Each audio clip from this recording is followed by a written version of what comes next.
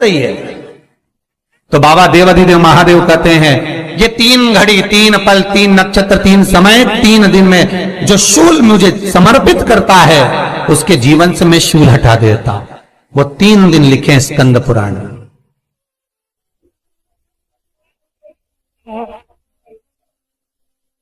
महाराज बैसाख महीने में जो प्रदोष आती है, बैसाख के महीने में बहुत ध्यान से सुनना भाई, जो अपनी जिंदगी से बहुत तंग आ गए हो, परेशान हो गए हो, कष्टमय जीवन जी रहे हो, बहुत दुखी हो गए हो, उनके लिए ये स्कंद पुराण का चरित्र फिर मिले ना मिले आप प्रेम से सुन लो।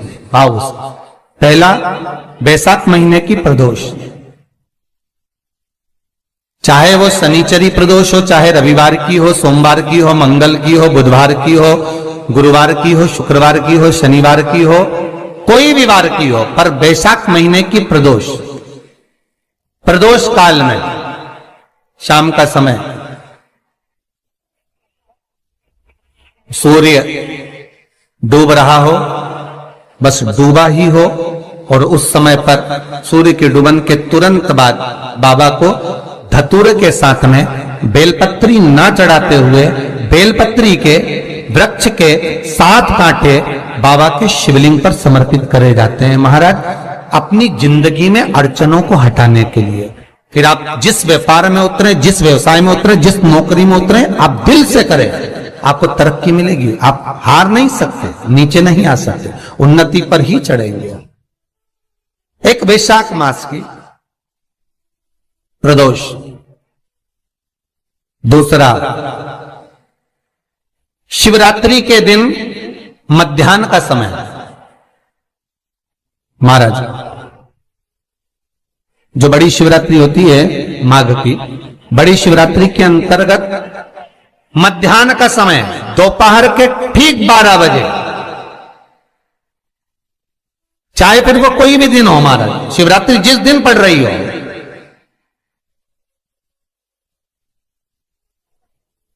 उस दिन भी धतूरे के साथ बाबा को 7 कांटे बेलपत्री के वृक्ष के समर्पित होते हैं महाराज। इसमें आप ये वाले जो कांटे हैं जो शिवरात्रि के दोपहर 12 बजे वाले हैं, अगर कोई मदिरा पीने वाला हो, व्यसन में डूबने वाला हो, कोई जुआ खेलने वाला हो, कोई गलत वैश्यावृत्ति करने वाला, या अपने मार्ग से विचलित कोई व्यक्ति है, उसके लिए भी ये कांटे बहुत काम आते हैं महाराज।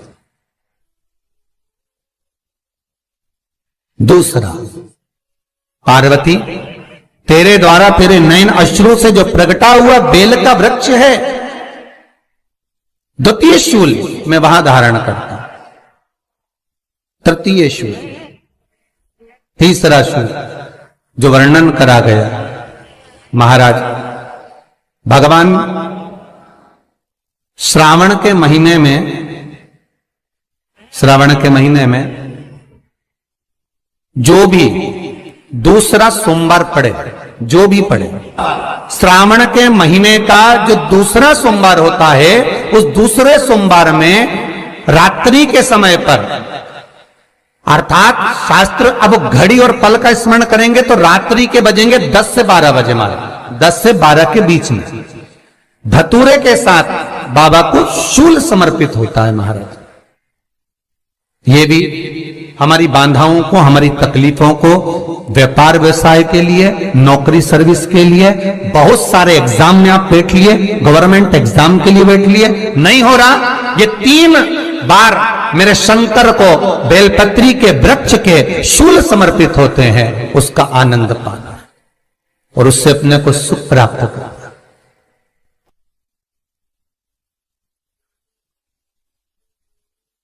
कि बाबा भोलेनाथ जी के नयन अश्रु से जो प्रकट हुआ वो रुद्राक्ष का पौधा है, माता पार्वती के नयन अश्रु से जो प्रकट हुआ वो बेलपत्री का पौधा है, और उमा और महेश,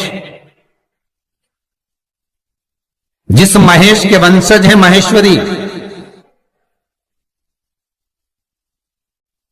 जिनकी 12 धाम प्रगटी है भगवान महेश के द्वारा,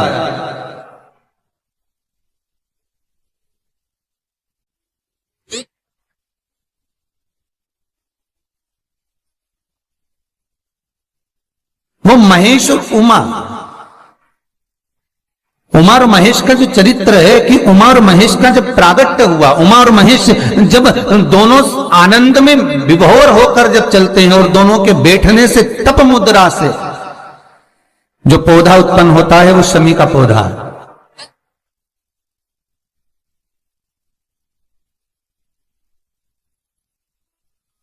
शमी का पौधा। तो एक बात ध्यान रखिए, शिव जी के द्वारा जो निर्मित हुआ उसमें कोई शूल नहीं है, उसमें कोई कांटे नहीं है। पार्वती के द्वारा जो निर्मित हुआ बेलपत्री का पौधा, उसमें कांटे हैं। और पार्वती के मिलन से भी जो उत्पन्न हुआ है शंकर के साथ में, उसमें भी कांटे हैं। शमी के पौधे में भी कांटे, शमी के वृक्ष में भी कांटे।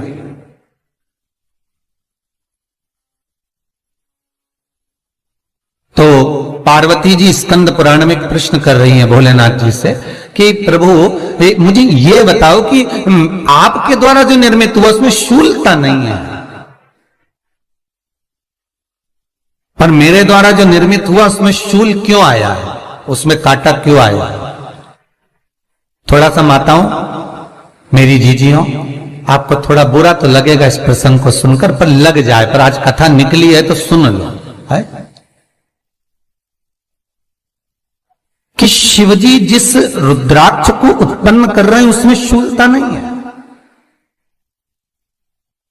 पर पार्वती जी जो संग में मिली हैं उसमें भी शूलता है, और पार्वती के द्वारा जो प्रकट हुआ बेलपत्र उसमें भी शूलता है। तो भगवान महादेव बोलते हैं पार्वती, मैं तुझे कुछ कहूं और कहने पर तुझे तेरे हृदय में कोई बात चुभे, शूल लगे तो मुझे ठीक नहीं लगेगा। नहीं नहीं नहीं, आप कहिए प्रभु, मैं सुनने के लिए तैयार हूं, आप तो बोलो कि कारण क्या है। भगवान कहते हैं पार्वती, बस अंतर इतना है, नारी का जो स्वभाव होता है, स्त्री का जो स्वभाव होता है, उसके हृदय में छोटी छोटी बात के शूल बहुत होते हैं।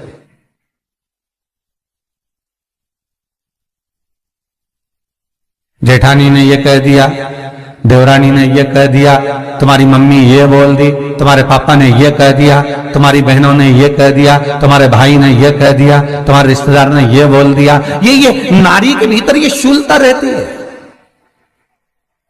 तो पार्वती जी बोली कि जितना तप आपने करा उतना तप मैंने करा, और जितनी साधना आपने करी उतनी साधना मैंने करी, और जितना आराधना दिल से आपने करी उतनी आराधना दिल से मैंने करी, फिर इसमें शूलता कहां से आ गई? भगवान शिव बोले, बस पार्वती बात इतनी सी है कि जब मैं आराधना करने बैठता हूं तो मेरी दृष्टि में सम्मुख में कुछ नहीं होता। जब मैं आराधना करने बैठता हूं तो मेरी दृष्टि में मेरे सम्मुख में कुछ नहीं होता कि कौन ने क्या करा है, कौन ने क्या बोला है, कौन क्या कर रहा है, उससे मुझे मतलब नहीं होता, उससे मुझे कोई मतलब नहीं। पर पार्वती, जब तू आराधना करने भी बैठती है ना, तो तेरी चित्त वृत्ति में कहीं ना कहीं किसी ना किसी रूप में कोई शूल आ ही जाता है।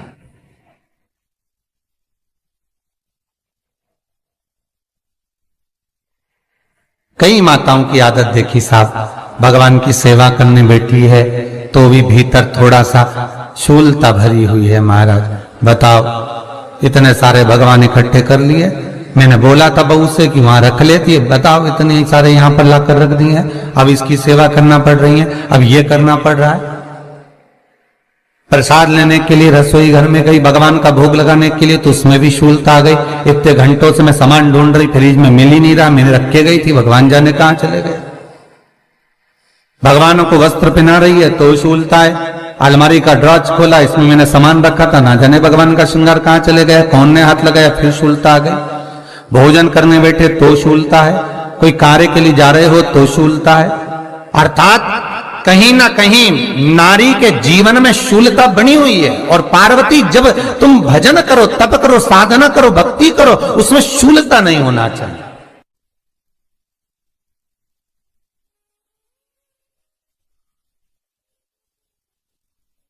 पार्वती जी ने कहा, भोलेनाथ तो क्या आप मुझे स्वीकार नहीं करेंगे बेलपत्री के रूप में? क्या मुझे स्वीकार नहीं करेंगे शमी पत्र के रूप में?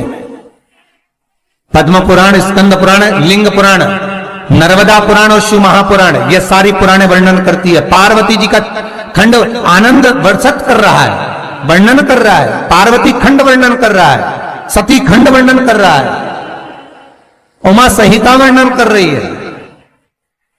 क्या आप मेरा ये बेलपत्र का स्वरूप आप धारण नहीं करेंगे? इसमें शूलता इसलिए भगवान कहते हैं नहीं नहीं, धारण तो करूंगा पर शूल धारण नहीं करूंगा।